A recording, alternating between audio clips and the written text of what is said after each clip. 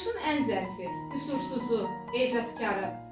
Tarix boyu qazandığın zəfərlərin sənin necə uca zirvələri fəth etdiyini göstəricisidir.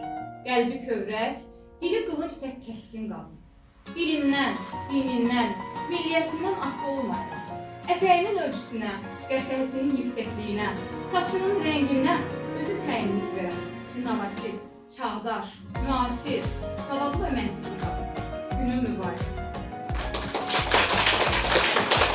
Dünyamızı gözəlləşdirən, ətrafına sevgi, səadət paylayan əziz qadınlar, bizi bizədən yetişdirən analar, qayğımızı çəkən nənələr, dəhətlərlə qəlbimizə oxşayan bibilər, halalar, bizə elm öyrədən müəllimlər, sağlamlığımızı qoruyan həkimlər, bir sözlə kiçikdən böyüyə bütün xanımlar.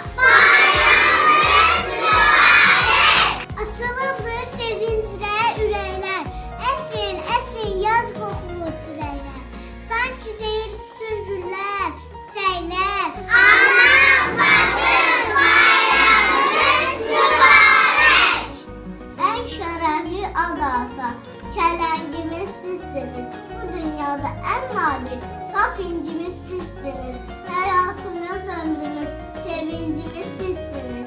Analar ay analar, əziz şirin analar. Əki olur sağ olsun, ana dayıb anadır. Sənə şöhrət bir yana, analar bir yanadır.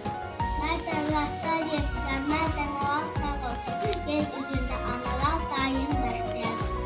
İtiraflı anacan, qap təsdən oyanmışsan, əlimdə çiçək, qarşımda dayanmışsan, sənin də bıcır çiçək, sən bayramın mübarək.